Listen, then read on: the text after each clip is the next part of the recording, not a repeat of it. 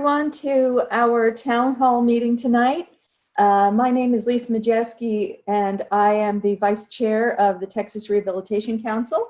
I have with me my co-facilitator, Amanda Bowden, and she is also a member of the Texas RCT.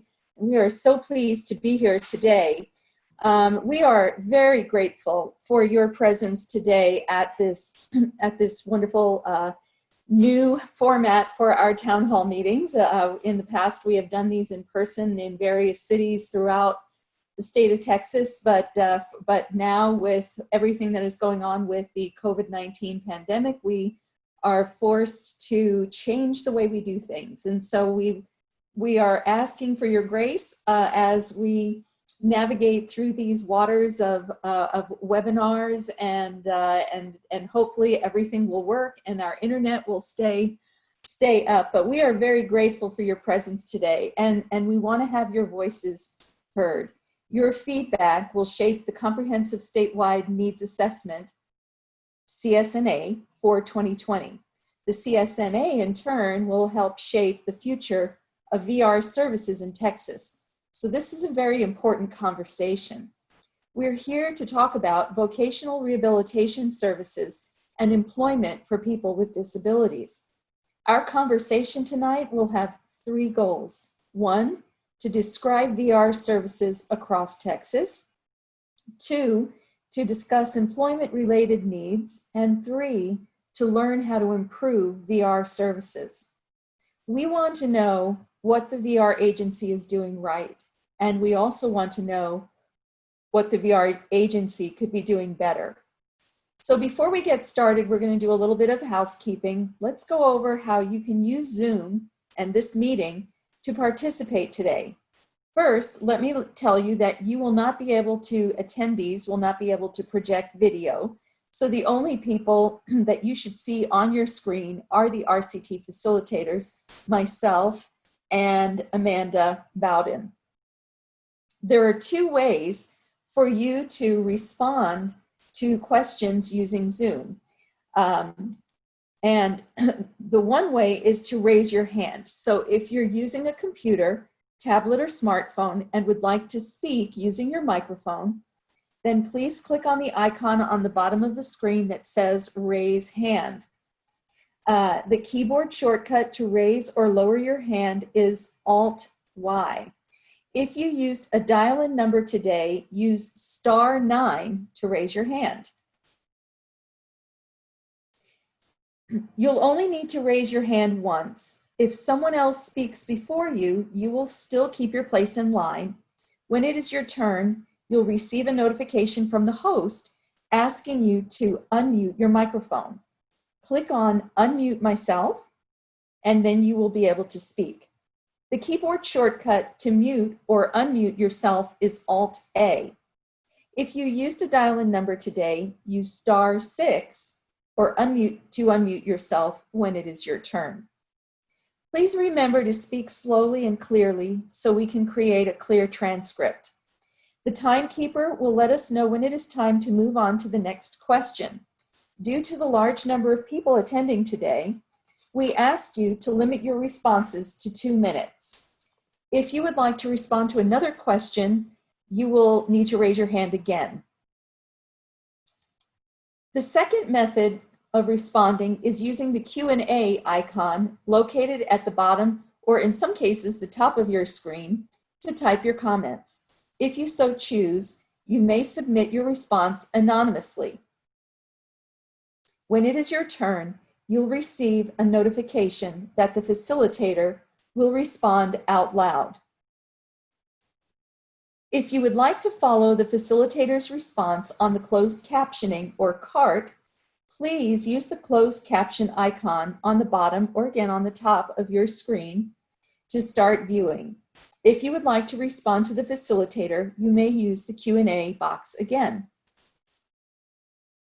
If you have questions or concerns about services for a specific person or individual case, VR experts are available to chat privately with you.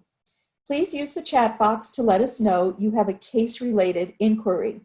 Since we have people attending from across the state, please let us know in the chat box in which city or area you receive VR services. Finally, if there is an interruption in internet service before the meeting ends, you may re-enter the meeting using the same link you received when you registered.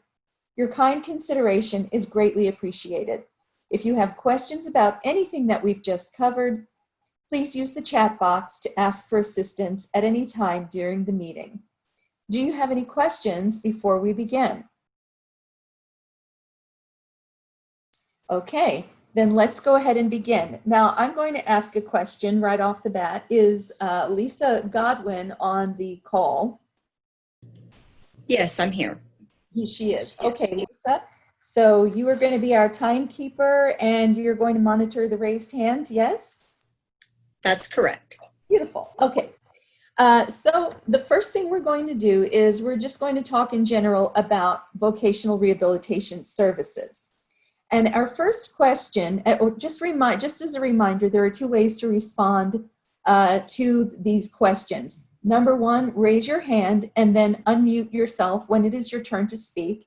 And Lisa Godwin will let you know when that happens. Or type your answer into the Q&A box. The facilitator, one of us, will respond out loud. Closed captioning is available. And if you need help, please use chat to privately contact support staff. Now, one thing I would like to remind you all, because we are, as a council, dealing with some very specific questions that we want to have answered, we would like you, if you're going to raise your hand and respond, we would like you to make sure that you limit your responses to the question at hand, okay?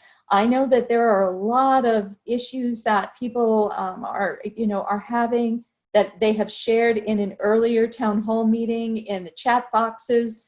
And we definitely want to hear about that. But we're going to have to be, because of the time constraints, and we have about 10 questions to go through tonight. We want to make sure that as many people have their voices heard as possible. Please make sure that when you are responding to an answer, you're responding to the answer that to the question that we're asking. We would certainly appreciate that. So, question number one, and it's a loaded one. Please describe your experiences with the VR agency and its counselors. Again, if you would like to respond, please raise your hand.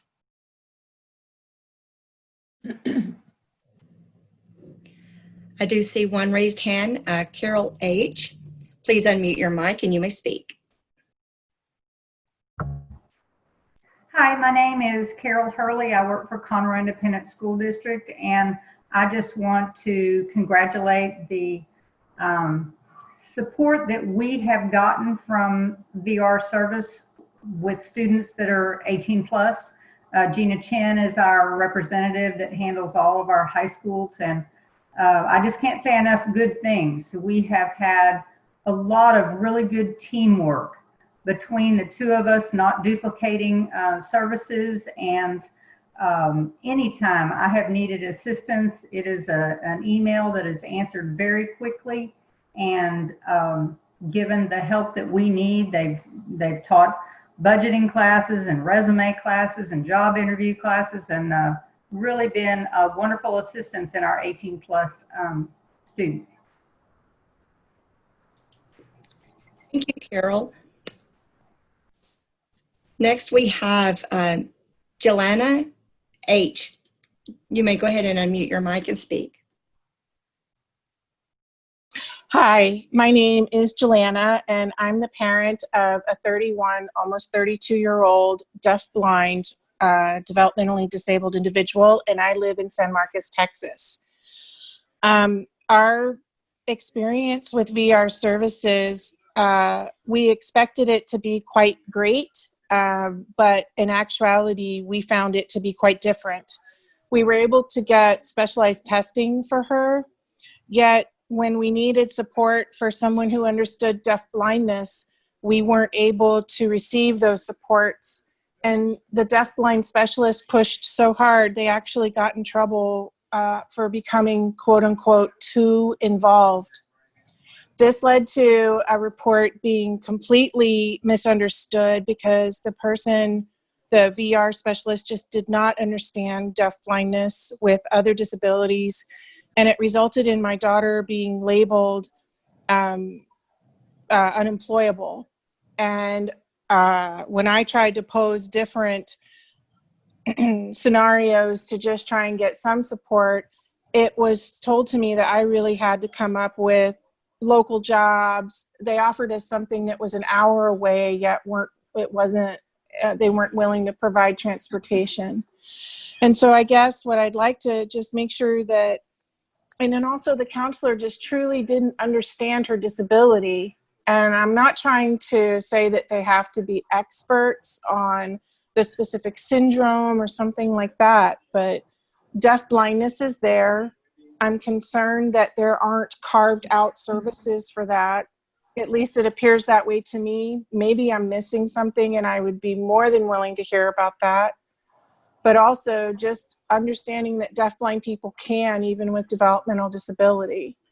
And this has been an ongoing issue for many, many years. And I'm very thankful that you give me an opportunity to say something at this meeting. Thank you, Joanna. Next, we'll have Gordon B. You can go ahead and unmute your mic and speak. Hi, thank you. Can you hear me? Yes. Okay, great. I want to echo the last person that was on. I too have a 20-year-old daughter who is also CVI. So she does have visual impairment along with intellectual disabilities and some physical. And I'll have to be brutally honest here, I haven't had a lot of experience with your organization, but the experience that I have had has left me walking away with, and you'll have to forgive me, I'm an engineer by trade, and so my training and schooling, I look at things very critical and analyze very harshly. What they did was they had from all, I guess, I don't want to make an assumption, but it was a visually impaired person that they paired her up with. I get it. I'm, having a daughter that's disabled drives another stake in your heart. You think differently. But where I tend to, I don't deviate, is that, it's hard for me to say this, so you'll just have to, everybody on the call is just gonna have to forgive me. They need to be able-bodied. They need to be able to function in a capacity that is, I hate to say this, but normal or average. Secondly, I do want to make a comment. I hope the lady is still listening, because this is something that through years of taking care of my daughter myself with no help, I just had to get really tenacious and dig. There are I won't say state, there are colleges that have programs that are, I won't say similar to the 18 plus. They work towards, I know that you've probably been in an ARD meeting, several, but what I will tell you is check out your local colleges, your local junior colleges, because a lot of them are there are quite a few, I'll say that have programs for these children. What I like about their program is, and not to say anything disrespectful about our school districts, however, what I like about the program that the junior colleges have is that they meet. Gordon, I apologize, but I am going to have to cut you off right now so we can get other people's answers to or responses to the actual question that was asked? May I put my comments in the chat then for some? Yes, yes, Absolutely. Gordon, I was just going to suggest that these are really great comments and really great suggestions. And if you would type them into the chat box, then we can get them to the lady who was speaking before you. We really appreciate your feedback. Well, thank you. Not to take anything away from your agency, but I think you have a lot of work to do. Thank you. Okay, next we have Kingsley O. You can go ahead and unmute your microphone and speak. Yes. Can you hear me? Yeah. Can you hear me? Yes. Okay. Yeah. So that question. It's a real loaded question because I've been with the VRC for about 20-something years. So I've seen a lot of different counselors, and I'll have to say my experience with the VR agency is kind of a mixed bag, so to speak. I've had some good counselors and then some really not good counselors. And what I've seen over my 20-something years of being with them is just the kind of service that you get and the kind of success that the individual client is able to get, working with their counselor really depends on that counselor. It's counselor based. So if there's a good rapport between the client and the counselor, then they're able to be successful. But if not, then things just don't work out too well. And it's like, going with VRC, I thought their mission was to help people with disabilities like obtain employment. But over my 20-something years, I can say that really, I felt like I was on my own looking for employment because I had counselors at the very beginning. Two of them were really great, Larry Hughes and Tom Hudgens, who retired. And they were really great with me. And then I had some others that were bad. But they basically told me, well, Kingsley, we don't really know what to do or how to place you, because they said that because I have a master's degree in criminal justice and then one in sociology, they didn't really know how to find a job that would meet my skill set, because they said they were more used to dealing with people that were I don't trying to say like low functioning. I couldn't think of the other word. So I was kind of stuck. I didn't feel like I was getting the help that I needed to like find employment. I was basically like left on my own to find it. I mean, but what they were able to do was help me get like some auxiliary aids like crutches and maybe help with school. But the overall goal I felt was never achieved. They couldn't help me find employment. I had to do it myself. So my question is, I mean, are there any other, are they trying to make that better? Because I haven't seen anything change in my last 20-something years. And it still seems like it's the same, like they don't know how to place people, and like some of the tests that they have you do are kind of redundant and don't really help to get to the main goal of placing you. So what can be done to fix that? So a lot of people in my situation that are disabled can actually get the help that they need to become gainfully employed versus just being, left out there with no help. Let me just speak to that for just a second. One of the things that, one of the reasons why we are doing these town hall meetings is to try to answer that question. And so as a council, these comments that you all are making are very valuable to us to help us gain an understanding of what is happening. And so we want to thank you for that. Lisa, do we have any other people who have raised their hands? We do have one more, and we'll take that one and then move on to the Q&A. Okay. Andy S. You can go ahead and unmute your mic and speak. Yes, is it unmuted? Yes. You can hear me now? Yes, sir. Excellent. I'm calling from the Midland, Texas area. I have been a provider for going on 30 years. When we started providing services for TRC, supported employment was called assisted employment. That's how long we have been at this. I listened to the first webinar earlier today, town hall. I would love to say this is excellent. We have needed something like this in order to voice where we're coming from for years and years and years, and we have never had the opportunity. I have worked for some really good counselors.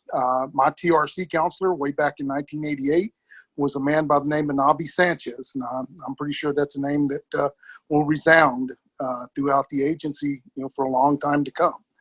I thank him every day for the opportunity as far as him assisting me in getting on my feet and in being able to start a career. We no longer provide services for TRC, DARS, TWC, simply because the paperwork become overwhelming. It was taking more time to complete the documentation than it was. We just could not go out and actually do the job that we were contracted to do. In answer to the gentleman's question, right before, that does have the master's degree, I understand exactly where you're at, but what TWC is contracting us to do does not allow the contractors to put forth the effort to go very far. If you would check the policy manual, it's online. You can read exactly what they pay for the services that they contract us to do and how we are to provide the services. And like I said, it goes back to, if you find a good counselor, lucky you. If you find a bad counselor, please start requesting a different counselor immediately. And over the years, I've seen that they are more than welcome to accommodate that. Again, if you look at the paperwork, they ask providers to do things that the VR counselor is not even willing to do him or herself. And that had always, drew a red flag with me and my organization. We had policies in place that we had to change in order to provide services for TWC, DARS, etc. Other than that, again, please take a look at that manual. It is online. You're free to look at it. Any consumer that wants services, it's right there for you to look at. You will see exactly what they pay their providers, and you will understand that they are asking the providers to put themselves at risk when the state of Texas is not willing to put themselves at risk. I never really understood how they were asking us to go out and actually ask individuals with disabilities or different abilities to do work and them not be compensated, and who the liability fell on. We had to provide our own liability insurance to cover, what if that individual during the testing herniated a disc? The employer is not going to stand liable because they're not an employer yet. They are just allowing us to be on the premises. There are just some hard things like that. Yes, ma'am. I'm sorry, I am going to have to cut you off. Yes, ma'am. Thank you again. Thank you again for the opportunity. Thank you. Absolutely. Thank you. Yeah, and Lisa, we'll have to go to the Q&A now to move on to the next question. If you've raised your hand and we didn't get to you, we apologize for that, but we do need to get on to the next question. We would encourage you to type your concerns into the Q&A and or into the chat box if it is a personal matter regarding your own case. A couple of the Q&As that relate to this question that I would like to share from an anonymous attendee. They stated, "My experience has been good overall. However, I believe that counselors need to be given more freedom to make decisions on their own. I've been recently told that many of the services I require to have to be approved by supervisor, manager, or someone located in Austin, Texas. Anyhow, I appreciate the time to share this information, and we appreciate your feedback as well." Another one here, there needs to be more counselors and RAs. The organization is top heavy, but there needs to be more frontline staff that work with the recipients. Many people get lackluster service because counselors are spread thin and boggled down with paperwork and constant meetings and trainings. VR initiatives and goals should be clear, as VR practices and experiences are very different across regions and between counselors and management. There needs to be more consistency and compassion. And thank you for that very insightful answer as well. Okay, so what we're going to do is we're going to move on to the next question, and I'm going to turn it over to Amanda Bowden. She's going to facilitate question number 2. Thank you. Question number 2, how knowledgeable are VR staff about local jobs and the economy? You can raise your hand or ask the question in the question and answer. Hey, thank you. I do have a hand raised. Kingsley, I'm going to go ahead and allow you to talk, and go ahead and unmute your microphone. Okay. All right. So yeah, that question again, the one about knowledgeable, it again depends on the counselor, because I know I had several that when I asked them what jobs were they, what employers did they know were available, that were looking to hire somebody like me with my skill set, I got a lot of like blank stares and looks. They didn't know what what direction to point me in. So then it would just end up being they would just do a Google search and then just print off a bunch of lists of different companies and tell me just to go ahead and call them. But again, that not being knowledgeable, I guess it just really depended on their years of experience with the agency, because the ones I had at the very beginning just didn't know of any employers that were hiring with my particular skill set. And it was just a lot of I felt was wasted time, because the counselor wasn't familiar with the employers in the area, nothing like that. So then it was kind of discouraging. And then I had to end up moving from one counselor to the next until I found one that I felt had knowledge of the industry or the economy and was able to point me in the right direction. So I definitely think that the new counselors coming in, the VRC counselors, they should get some training on being knowledgeable about their, the surrounding businesses and what it is they're looking for. And VRC in general needs to work on really building those relationships with these companies and really trying to help these employers see the benefit of hiring people with disabilities, because I feel that there's still a hesitancy on these employers in the area to hire somebody with a disability. So these counselors need to get training on being able to really build that relationship and then know the company, know what they're looking for. And that goes beyond just like shelter workshop jobs, like not just nothing wrong with Goodwill or anything like that, but with somebody with my skill set, they didn't know of any other companies like Fortune 500 companies or any place or like police departments, nothing like that. So they need to spend time on really learning their surrounding employers and what they're looking for and building those relationships. Thank you, Kingsley. I'm going to go ahead and move on. The next one we have, Juliana, give me just 1 second to enable your mic. Okay, go ahead and. Can you hear me now? Yes. Great. I think Kingsley said quite a bit about what I was going to say as well. During our experience with our adult daughter, the person that started our case didn't even know who the person that we would be working with in our area. We happened to run into this person because my husband works at Lowe's, and that's how we found, totally by helping someone install flooring, the VR staff in our area. And then by that time, we were so discouraged because we were having to do so much of the work. And I understand that we have our own level of responsibility, that we're not expecting everybody to do it for us, but we needed some support. And what you don't know about us is we're a very involved family. We already had some ideas of what she could do and all of that, but what we needed were those relationships. And we couldn't even get access to that. And the only offers that we had were positions that, when you say local jobs, Austin, Texas is not local for San Marcos. And really being able to understand what community is for those individuals. We've worked hard to, with orientation and mobility for her in our community. And we need somebody that has invested time, energy, and effort in those relationships, because that's where you'll get those businesses that are willing to overlook a disability in order to give someone an opportunity to show what they can do.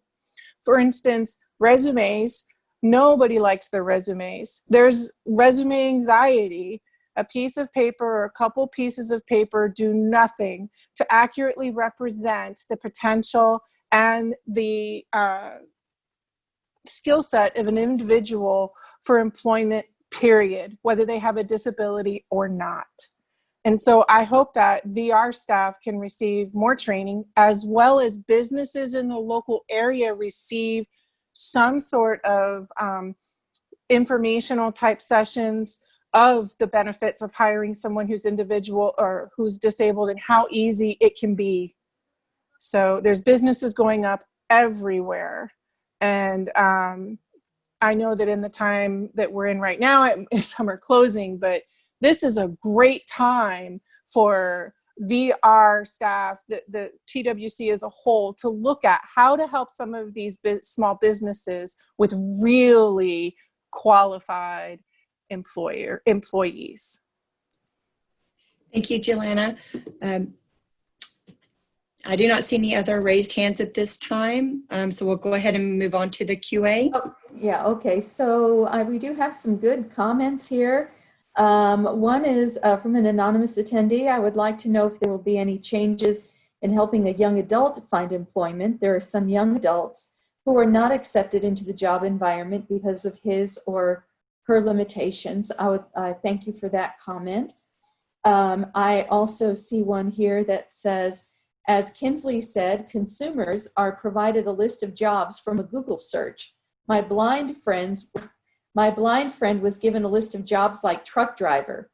Thank you for that comment. Here's one. I think there needs to be more collaboration between VR staff and workforce solutions staff to understand job opportunities and the economy. Thank you very much for that insightful comment. And then finally, we have one from an anonymous attendee. There are some are more knowledgeable than others about employment. That is the benefit of VR integrating with TWS centers. So they can work with business service staff, yet the setback can be resistance between center staff and VR staff. The integration was harder for some than others, but teamwork among all areas in the organization would make a significant impact. I also think it is worth mentioning that it is very hard for counselors to build employer relationships when they have so much on their plates, which makes relationships with Texas workforce business staff all the more important. And thank you very much for that comment. All right, so we will move on to the next question, which is, let me get my slide to go. How knowledgeable are VR staff about government benefits for people with disabilities and other government programs?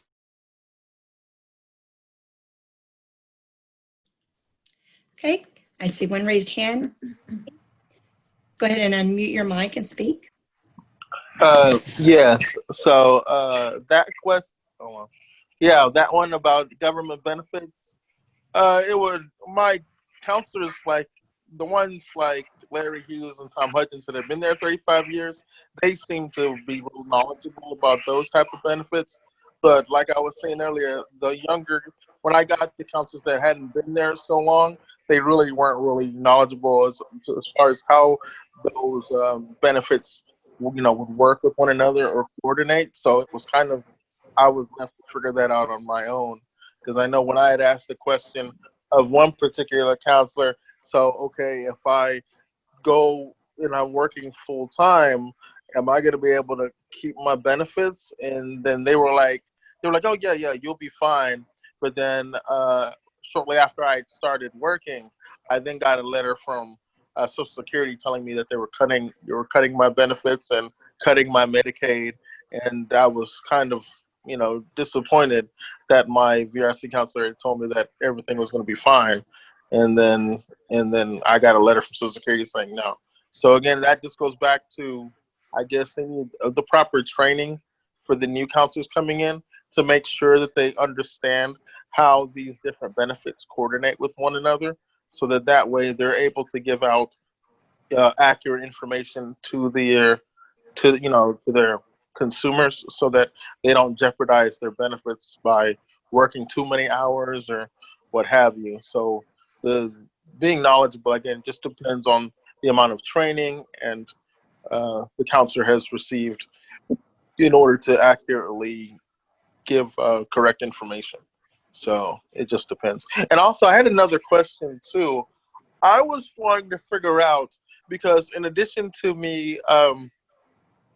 like trying to find work, I found that a lot of the other jobs that I was looking for will require me to travel. Like I had to go quite a bit, and the disability transportation or paratransit, as they have down here in Dallas, is rather horrible. So I have cerebral palsy, kind of disclosure, and it's not that bad. So I had gone through VRC that time so I could go ahead and get my driver's license. And even at that, trying to get my driver's license so that I'd be able to fully support myself and get back and forth to work, I got a lot of resistance with that. Like my VRC counselor didn't feel the need to assist me in learning how to drive or get me connected with the right rehabilitation center. And then I had to go from one counselor to the other. And when I finally got to a counselor that kind of agreed with me, they sent me to one place in Dallas, and their person that they had there completely didn't believe that people with cerebral palsy could drive at all. And this is an ongoing issue that I'm having, still trying to get my driver's license. So my question is, has that gotten any better, or do they have other vendors that can help people that are eager, wanting to learn how to drive? Can they provide those services besides just the ones like Baylor or UT Southwestern or what have you? Do they all have other vendors that help people to learn how to drive if they're wanting to? I guess that's my question. Okay. And Kingsley, that would be a really good question to put into the chat box. We do have VR representatives on call for this meeting, and they would be the ones that would be more knowledgeable about that than members of the RCT. Okay, I have no more raised hands. All right, so a few of the Q&As. One, Gordon B. From the question about how knowledgeable are the VR staff about government benefits for people with disabilities and other government programs. Gordon B. Stated depends on their experience. Mary W. Stated VR counselors are clueless about benefits and waiver programs. No advice about work incentives, SSA reporting, or student earned income reporting. Let's see if we have anything else. An anonymous attendee stated, not enough. There should be more capacity building and understanding of area agencies and what they do so that services can be properly cross-referred when someone needs a service VR does not provide. We have Andy S. stated, I had a phone call several weeks ago from a young lady we placed 6 years ago because Social Security was pulling her Medicare. No help as to what to do from TWC. She loved her job, but had no counselor to assist her. Thank you all for these comments. And what we'll do now is we will move on to the next question. Amanda, would you like to take this over? Yes. Question number 4. How are VR customers involved in choosing providers of VR services? Does anybody have their hands raised? I'm not seeing any raised hands at this. Oh, we Okay. have Tracy. Oh, no, Tracy left. Juliana, go ahead and unmute your mic. For our situation, we were just told about one person. They didn't know if what they all were doing. So I had asked, like, so what are we supposed to, will they call us? You know, what do we expect? What is their role? Because we were new to this process. And we just really didn't get much information at all about what was available and how to choose a provider. So while I was trying to do that, you know, just research my local of what was available, I got a few pieces of paper. The report came back that she was not considered employable, so we didn't pursue it any further. But yeah, we weren't given much of a choice at all. And if you only get one provider, that's not really choice. So that was our experience with that. That may be different now, but that's what our experience was a few years back. Okay, thank you, Joanna. Are there any other raised? I don't see any other raised hands at this time.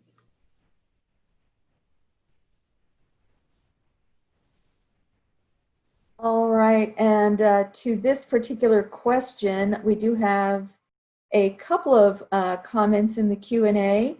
One from Mary Williams. She says, is there a choice? Most families, individuals don't know they can choose. Also, TWC hasn't opened contracts for pre-ETs. There are not many other choices. Thank you for that comment, Mary. An anonymous attendee writes, I believe that VR in general needs to have a better definition of what a comparable benefit is. Although there may be a comparable benefit in the community that potentially could provide a service for a client, is it a comparable benefit appropriate? Just because someone may say they offer help with eyeglasses, for example, doesn't mean they're going to meet the needs that I have. Thank you for that. Carol wrote in, we are not involved in the choosing of providers. They share their name and numbers or emails. We have had good communication from providers to the district teachers. And we have an anonymous attendee who asked a question, are job coaches available for employees who need direct supervision? I would ask that you type that again into the chat box because that is an answer that one of the VR representatives on call could help you with. Thank you. All right, we have no open questions. So we will go ahead and move on to the next question or set of questions. What we're going to do now is we're going to talk about employment related needs for people with specific populations of disabilities. And we want to focus on several specific populations tonight in particular. Now, let me just remind you that there are two ways to respond. Raise your hand and then unmute yourself when you're called on, or type your answer or your comment into the Q&A box. We will then respond out loud and remember that closed captioning is available. If you need help on a particular situation or you have a question about programs or services that the VR might be able to help you with, please use the chat box instead of the Q&A to privately contact the support staff. All right, so question number 5. What are the employment-related needs of people who are blind or have visual disabilities? Please offer suggestions on how the VR program can improve the way it helps meet their needs.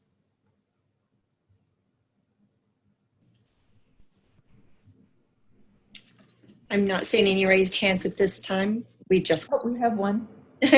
Juliana, go ahead and unmute your mic. Thank you. I don't want to monopolize the situation at all, but may I make a comment that I'd like to, I guess it could be a question. Is there a reason why deaf, blind, or individuals who are deaf are not related, or deaf are not mentioned in this?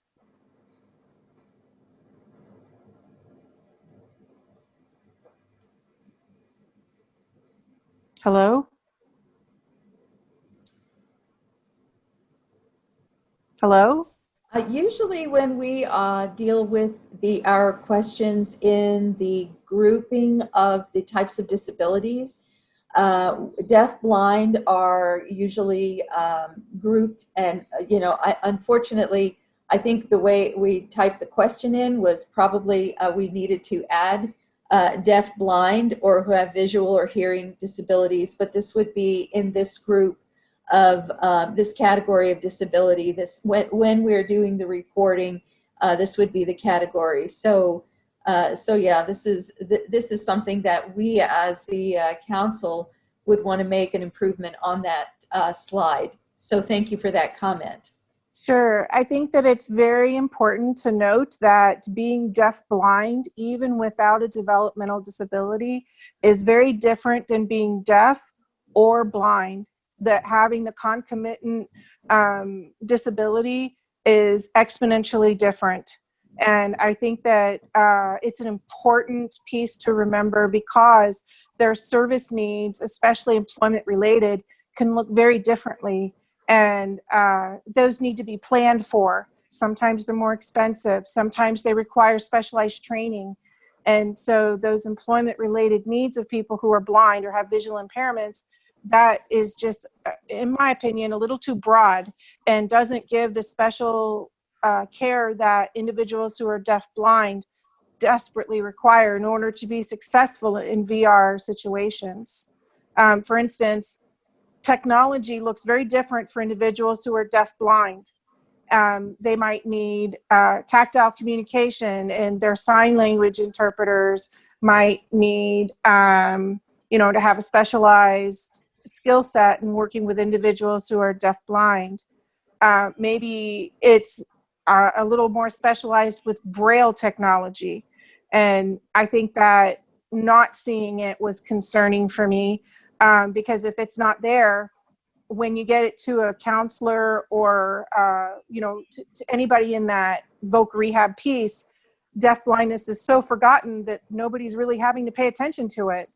And but if we're mindful of the wording that we use with disabilities, it builds awareness and it builds opportunity for individuals to, in this program, to be able to learn more about it. And instead of just putting all that load on guardians or parents, family members who are on that, are working with that individual to do all of the educating.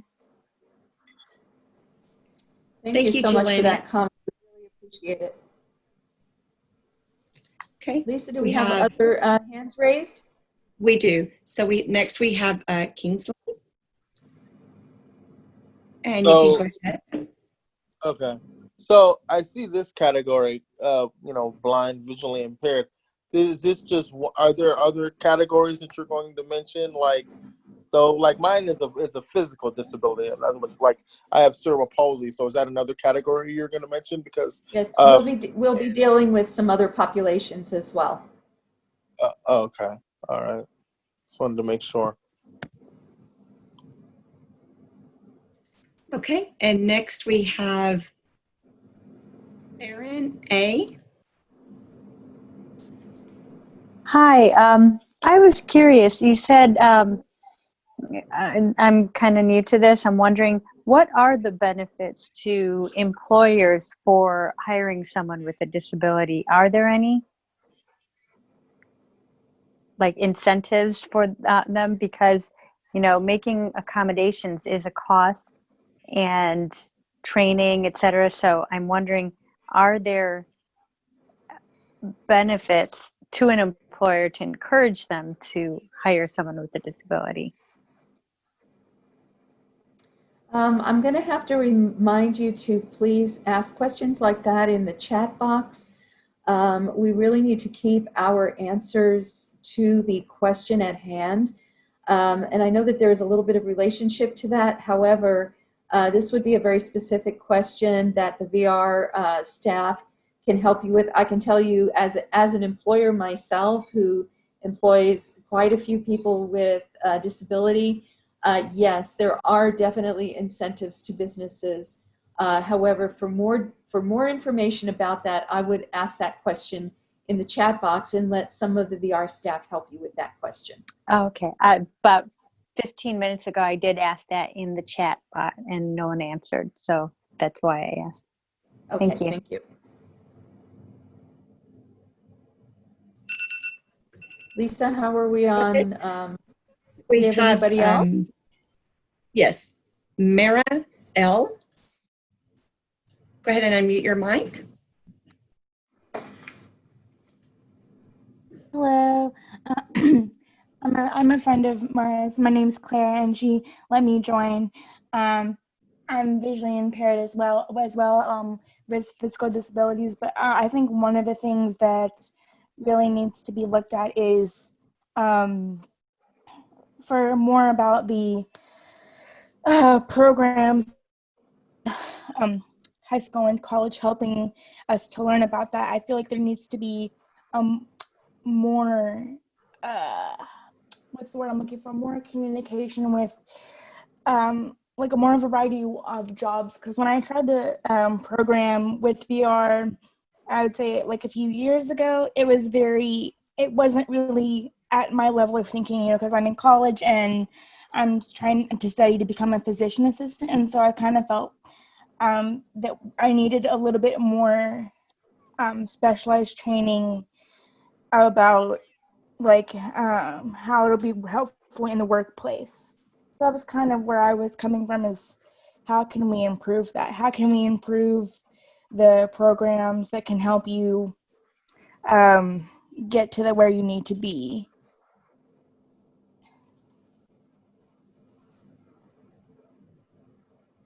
Thank you for that comment. Do we have any other raised hands? We do have one more. Are we going to continue with raised hands or go on to QAs? I think we should probably, looking at the time, we should probably go to the Q&A. And so here we go. Manuel P. states, how can you streamline services so a client does not feel like your counselors only want to close a case, like rushing us through the program, but rather provide true quality services and help clients feel they are being helped to get a job, which can help us to not only pay our bills, but live okay. Thank you very much for that comment, Manuel. Anonymous states, it is really awful that they think about people as they can only have one disability or another disability. Multiple disabled doesn't exist to them. Anne P. states, blind and VI are among the most underemployed of all disabilities. They need specific help, not generalized advice. Services went down when we switched from TCB to DARS. Things are even worse now that TWC is providing the service.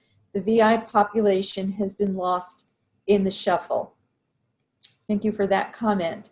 Andy states, please look at the policy manual online to see what services are available. TWC does not have that many providers because of the requirements. We still provide services for other agencies that do not require anywhere close to the paperwork that TWC requires. Also, as a provider, getting paid for services that we provide has proven to be hard. We do the work, pay our employees, but cannot get paid because of the paperwork. Andy, thank you for that comment. We have two more that I'll be able to answer here. Tim states, customers cannot get AT for 6 months or more often. Even when they do, there is a serious lack of trainers to teach them their AT, leaving people often stuck. There is also a lack of knowledge of dealing with multiple disabilities. There are a few CRPs who have the knowledge or willingness to work with the blind. Thank you, Tim, for that comment. And then finally, I think that an anonymous attendee states, I think that employers need to know more about the strengths and abilities for people with visual impairments. I think that VR needs to breach that gap with employers. Thank you for that. All right. We're going to move on to the next question. And Amanda, I'm going to have you ask the next question, and I'm also going to have you work the Q&A on this next question as well. So here we go. Question 6. What are the employment-related needs of people with neurodevelopmental disabilities, including autism, ADHD, intellectual disabilities, and learning disabilities? Please offer suggestions on how the VR program can improve the way it helps meet these needs. And folks, before you raise your hand, this population also includes individuals with TBI, traumatic brain injury. Okay, we have Kingsley that has his hand raised. Go ahead and unmute your mic and speak. Yes, so I guess that would be my category. I feel that, first of all, the counselor, knowing the different types of neurological disabilities would help, because I know when I had mentioned that I have cerebral palsy, half the counselors didn't even know what that was, and then I had to explain it, and so they were so kind of lost. So I think really knowing the different neurological impairments that somebody can have, such as cerebral palsy or another something else that affects their motor function, would definitely be helpful in the conversation, because I felt that me having to explain cerebral palsy to my counselors, especially the newer ones, was kind of just, it took them a while to understand. Yeah, like with autism and cerebral palsy, ADHD, if they don't know the difference between those two and how those can impact somebody's ability on the job, then it makes the counselor less effective and able to assist that person. So that's what I felt like. They didn't really understand. They felt like my cerebral palsy was related to, they would say, ADHD or something, and I was like, no, I don't have an attention problem. It's more just motor functioning and getting my brain to do certain motor skills. It's not an attention problem. So knowing the difference between the different neurological impairments is definitely important for the counselor to know, and really taking time to study it is important. Okay. Next we have Gordon. Go ahead and unmute your mic and you may speak. Hi, thank you. I'm going to ask a question in answer to your question. Do you have access to specialists like neurologists and people who do this kind of thing?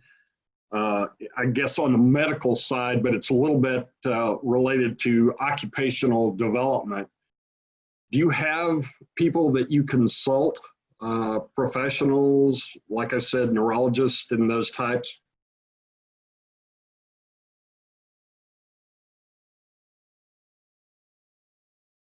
If you can ask the question in the chat, somebody can answer that for you, if that's okay. Well, I'm batting zero almost on that chat box, but I'll keep trying.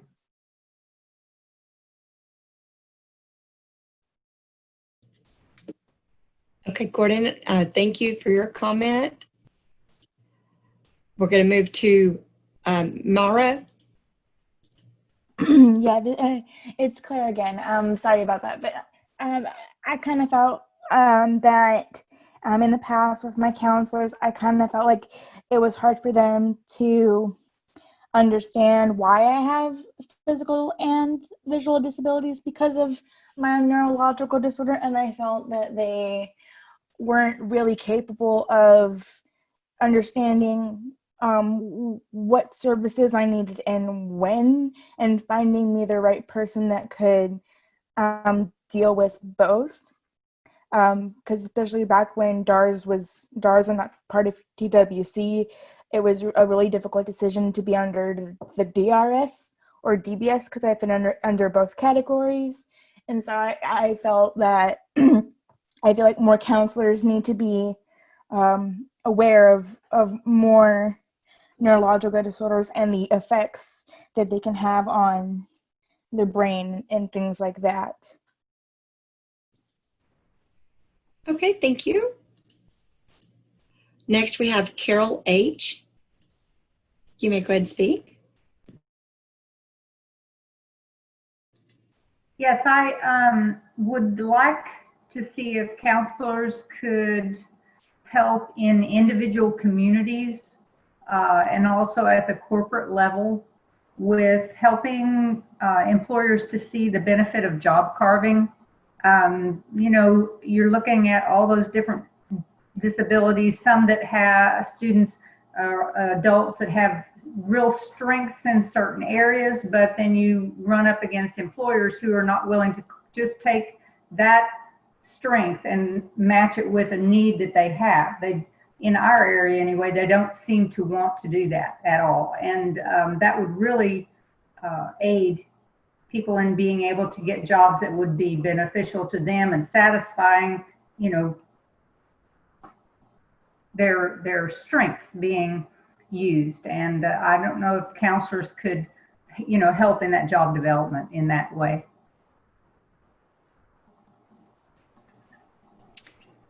Thank you, Carol. Next, we have Joanna, and this will be our fifth and last raised hand on this question. Then we'll go to Q&A. Hi. I think that something that would be of benefit to individuals in this category is somewhat of a job exploration opportunity or period of time where they look at some opportunities that, like whether it be working for a donut shop and seeing if they like that, or as far as working with their strengths and interests, to see if there's some opportunities or even workshop type of, you know, little programs that they can get into at an ARSL or what have you, where they could work on some of their pre-employment skills, maybe to just kind of be able to get a little better view of where they might enjoy working. For instance, they might really like eating donuts, but they can't stand to get their hands dirty, so working with the flour isn't an ideal situation. And we really don't get to see that necessarily until they're put into a situation, because they require maybe a more direct learning situation versus an incidental learning.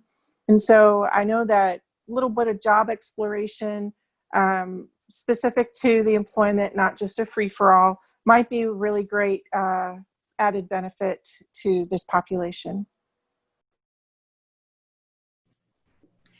Thank you for your comments. We'll go ahead and move to the Q&A now. Thank you. Maria made a comment that she very much agreed that there's little understanding of individuals who have multiple disabilities. Thank you. A comment from Mary. For my son with autism, the provider asked me to help with interview skills, which is the reason I took him to the VR in the first place.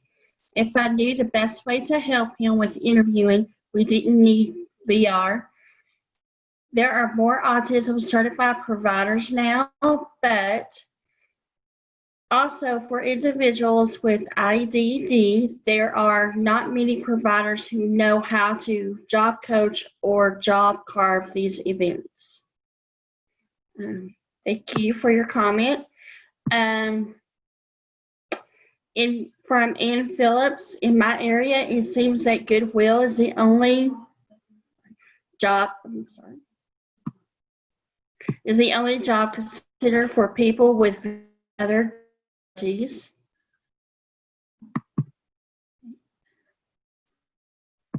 If VR counselors can work closely with schools and teachers before individuals graduate, they can learn what has worked in the detail in the educational setting and use that information in the employment setting. Thank you, Eden. Another from Maria. In my limited experience so far, I have noticed that there is not a real understanding of the varied presentation of autism. It seems that there is an understanding and service for individuals who are less challenged, but for those that have more significant needs, there is very little available from the appropriateness of evaluations to job opportunities that meet their choice of employment or that build upon their strengths. Thank you so much for that. Okay. If there is a question, please go ahead and put it in the chat so that a VR counselor can answer your question privately. An anonymous attendee said, I think VR needs to think out of the box when it comes to providing employment opportunities for people with neurological disabilities that will lead into independence, not just part-time jobs or low-wage jobs. Thank you so much. From Jillian, thank you for allowing me a place to have these tough conversations. I need to leave that now, and I greatly appreciate your strong work. Thank you so much. I believe that's all the questions that we have. We want to go to question number 7. All right, let's do that. What are the employment-related needs of people with mental health conditions or substance abuse? Please offer suggestions on how the VR program can improve the way they help meet these needs. Okay, our first raised hand is Mara. Go ahead and speak.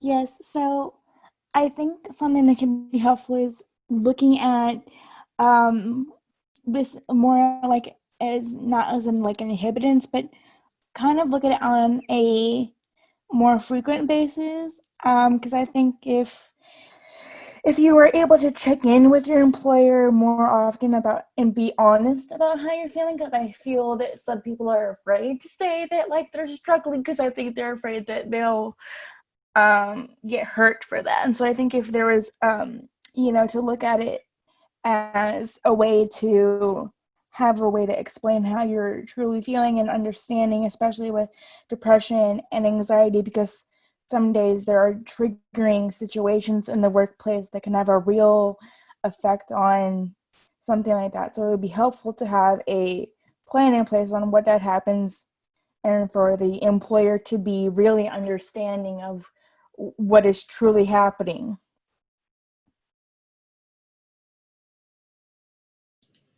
Thank you for that response. Do we have anyone else that would like to speak? Okay, there are no more raised hands.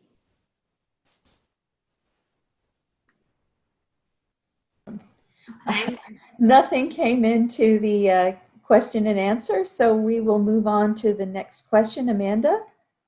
Okay, question number 8. What are the employment-related needs of disabled veterans? Please offer suggestions on how the VR program can improve the way it helps meet these needs.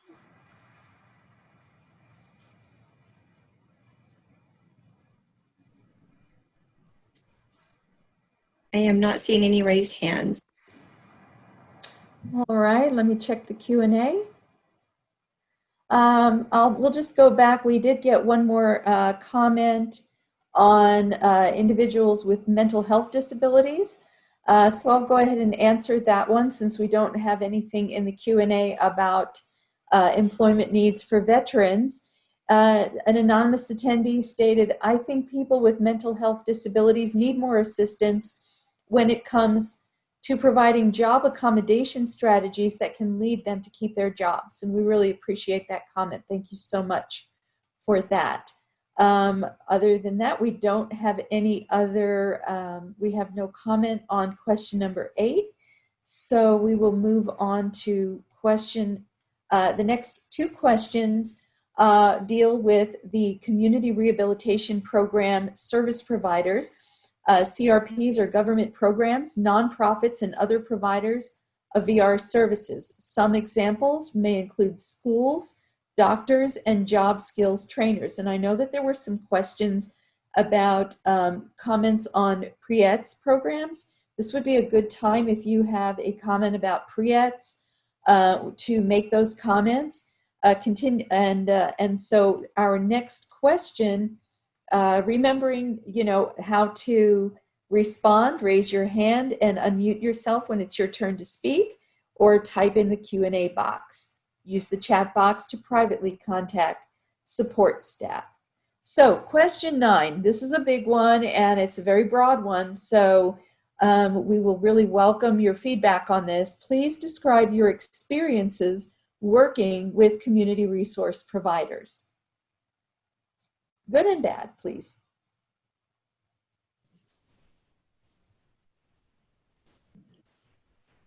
I'm not seeing any raised hands. All right. All right. We do have a couple of Q&As that, let's see, we have Mary W. Stated, I haven't had good experience with CRPs. Mary, would you want to speak to that a little bit more? Or if so, you could type it into the Q&A while I go on to a few other answers. Andy Swinney gave us a good link to the Vocational Rehabilitation Standards Provider Manual. Thank you for that. And we did have an answer to the veteran question, which was the one previous to this. I think for veterans, businesses don't have a problem hiring them compared to people with developmental disabilities. And thank you for that insight. We appreciate that. Have we had any raised hands on the CRP question? We have one now. Okay. Go ahead and speak. Yeah, so again,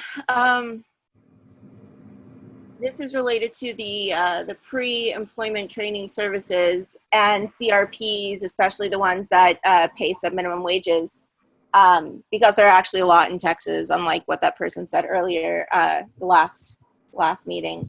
The thing is that people with disabilities, especially young people, they are getting sort of pushed into this pipeline of low expectation, assumed incompetence, and they're not getting any kind of access to meaningful work. Where is the accountability where they say, hey, how about we actually help you find a job and work to place you in that job that you are qualified for and that you will really thrive in? Where are the numbers, right? I think it's really dangerous because what's happening is as they do away with sub-minimum wages, now they're just creating these programs where people get trapped. They just get stuck in these pre-employment training services forever, and they never leave. They never graduate from them, but they're getting the free, they're saying, oh, but it's great because they're learning these incredible job training skills. Always job training, but when do they help them get the job, right? And earn enough to live how they want to live. This is a really, really huge issue for vocational rehabilitation services. It's all about that attitude. You have to stop being ableist and you have to start assuming that someone is capable and that someone is competent and that someone will live up to your expectations. So you should really have high expectations for them, but give them the supports that they need to meet those expectations. It's just, that's not happening. So these are really dangerous, actually. Really dangerous. That's all. Thank you for your insight. Okay, no more raised hands. All right, we have a couple of Q&As. Mary W. states, they just didn't appear to be any that understood my son's needs, meaning the CRPs, and then couldn't get him jobs. Taught the heck out of applications, but there's more to getting a job. Thank you for that comment. Mary L states, I think that schools have very limited knowledge on pre-ETS services or VR services. Unfortunately, many state that it is not their obligation to invite the VR representative when in fact IDEA states, which is a law, states that they must try to seek consent and then invite the VR representative to the ARD. So from the very beginning, at the age of 14, many individuals with disabilities are not getting access from these services that are so vital. In fact, many districts are assigning roles to parents and the VR agency in transition plans without a VR representative, and parents/students are left confused and lost with the whole process. Mary, thank you so much for that very insightful comment. An anonymous attendee writes, CRPs need to better address the employment needs of people with disabilities in general. There has to be a better way to identify employment opportunities with livable wages. I think this will be an ongoing challenge. Thank you for that comment. And then Mary goes on to say, there are also limited numbers of CRPs that can provide pre-ETS as the contract period hasn't been open in a while. School districts are graduating kids pre-21 now because they say TWC can provide services. All right, and we've gotten one more. An anonymous attendee writes in, I have had CRPs totally ignore job preference, for example, tech jobs, and keep trying to steer to retail. I've seen them provide the same generic job leads to multiple people. I've seen students show up at jobs they were placed and the employer didn't know they had a disability and sent them home. Thank you for those answers. All right. We have one more question to go, and Amanda, you want to take this one away? This is relating to possible gaps in VR services and challenges in receiving services. Okay, question number 10. What people or needs might have been overlooked?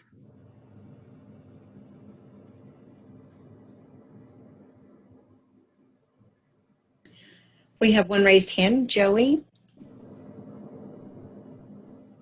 Yes.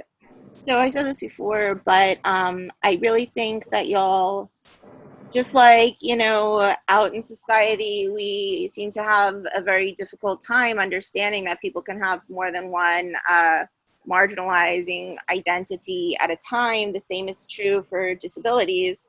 And you can have quite a number of disabilities in all the different parts of the body, visual, cognitive, ambulatory. And the thing is that, is it the blind side or is it the general side? Well, the general side never had anything and they still don't. And the blind side used to have stuff and they have way less now. And it's like, even with these questions, it's very, very clear that it's like, well, you're either this or you're that, or you're that, or you're this. So when you have people that have OCD, anxiety, ADHD, other neurodevelopmental disabilities, and they're a wheelchair user, okay, well, we don't know what to do with you. Or this is the case for anyone who has multiple disabilities.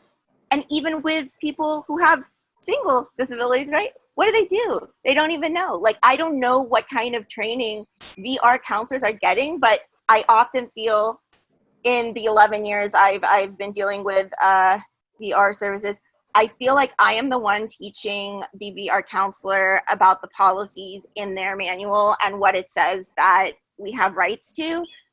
But it just doesn't make sense. So the needs and the people that have been overlooked, I would say people with multiple disabilities, and that getting that kind of education or requiring that kind of education for your counselors, I don't know, do you make them take any kind of like proof that they understand this or what? Like, I just have no idea how the people who are the counselors become the counselors.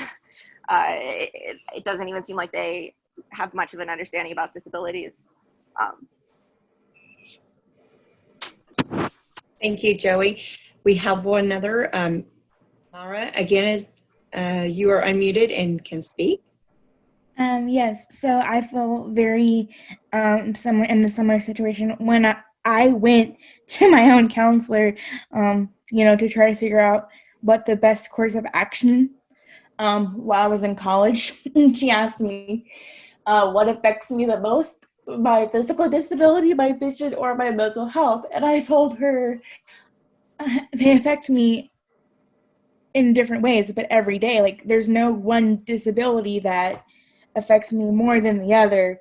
To be successful as a student and as an employee at a business. And so I kind of feel that they don't really know all of their policy as much as they should, especially like what the difference is between if you receive SSI and if you don't.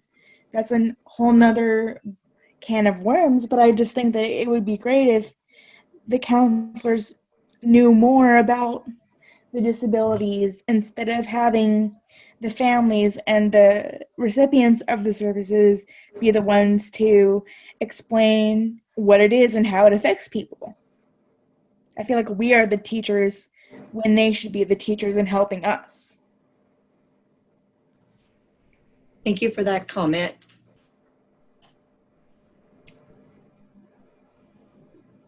I do not see any other raised hands if you want to go to QAs.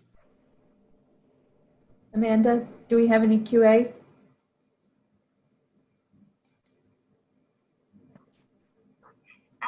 Just one right now from an anonymous attendee. One need that I think is overlooked is the fact that there are a number of people with disabilities who may have criminal backgrounds. I believe people with disabilities with criminal backgrounds often get forgotten as needing specialized service to help them reach a successful employment outcome. Let's see. Thank you so much for that. Another one from Mary. Having a daughter who is high functioning autism, the navigators in Workforce Solutions didn't know how to deal with her and her anxiety. She didn't go through VR because she felt her disability was not significant enough. How does VR bridge the gap with Workforce Solutions? Thank you so much, Mary, for that comment. Mara stated, I think honor and self-determination is overlooked. Individuals are being hold into very limited, low wage and repetitive jobs. It starts with the schools having low expectations of individuals with disabilities and failing to develop truly strength-based IEPs, and then this extends to the VR representatives. Unique talents are not being nurtured because they are different than the skills needed to go into the jobs they already have at Goodwill. Thank you so much. I believe that is all the Q&A that we have. All right, well, thank you so much. Is there anything else that any of you would like to add on any of these questions? I have a raised hand. Andy, you can go ahead and unmute your mic and speak. Am I unmuted? Yes. Excellent. I would just like to say over the decades that I've worked with TRC, DARS, TWC, the counselors, by the largest majority, have had the consumer's best interest at heart. They have just had their hands tied by upper management on each and every level, waiting for approvals, waiting to see if this can be done, waiting to, for just anything and everything. It would be beneficial to the consumer's clients if the counselors were allowed to make decisions on their own. Other than that, like I said, the years working with you guys were wonderful. I miss it, to be honest with you, but the consumers, the clients that I got to work with were absolutely wonderful, strong-hearted, strong-willed people. And again, thank you for the time and thank you for this forum to be able to speak. Thank you so much for your comment. Lisa, do we have any other raised hands? We do, Myra. Thank you. I really appreciate this forum, and I, going off of what Andy said, I think that is very true. To the fact that I feel like their hands are tied. I've been waiting for my AT for almost 7 months, and it still has not even been ordered. I've also been waiting, trying to get reader services for my mom to be able to do that, during this COVID-19 situation. And so I feel like even now there are new things that haven't even been addressed as of yet. Absolutely. Thank you. Any others? I do not see any more raised hands. Okay. All right. Well, I want to thank everyone for your attendance today. If you, since we had such a large audience today, we had almost 90 people on the call, and I know how it is. Sometimes you might not feel comfortable speaking in public, so to speak, or even typing in your comments. However, if you have further comments on any of the town hall questions, you can submit your input using the following survey links through SurveyMonkey, and these links will be included in the follow-up email that you will receive after the webinar. We believe this email will come to you tomorrow. We also want you to note that there are 2 more upcoming town hall webinars on Tuesday, May 19th. The first session is going to be at 9 a.m. until 10:30. And then the second session will be in the evening from 6:30 p.m. until 8 p.m. Let's see, we've got, I think, one more. I think we lost. Hang on just a second. You go back to my slide. Okay. The last thing I want to remind you of is the Rehabilitation Council of Texas, which is the organization that is hosting this town hall meeting. Our next quarterly meeting is coming up this month, and we are going to, due to the COVID-19 pandemic, instead of meeting in Austin in person, we are going to have our meeting virtually as well. And a part of our meeting, a very, very important part of our meeting, is public comment. And so if you did not have a chance to make comment at this town hall meeting or in future town hall meetings, we invite you to attend the council meeting. This is an open meeting. You can listen in to the entire meeting and hear what we talk about and the concerns that we have as a council for you, for those of you who have disability, what we try to do as a group, and we would love to have you attend and make public comment if you so see fit. Public comment for this meeting on Thursday, May 21st will begin at 1:45. And so for more information on that and how to register, please visit the Rehab Council of Texas webpage, and the webpage link is on your screen here. On behalf of the Rehabilitation Council of Texas and the Texas Workforce Solutions Vocational Rehabilitation Services, we would like to thank you for your participation tonight. Your input will help shape the future of VR service delivery by the state of Texas. Thank you very much, and have a blessed evening.